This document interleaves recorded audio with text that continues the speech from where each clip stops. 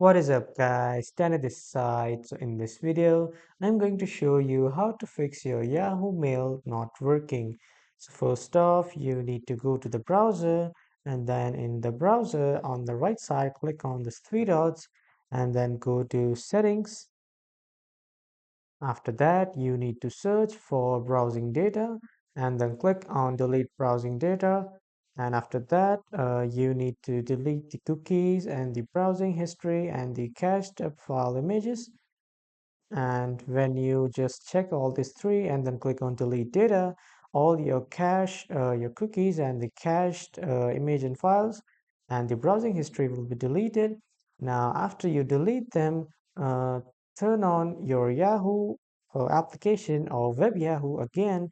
This will work, but if it still does not work, just sign out with your Yahoo Mail and then sign in again.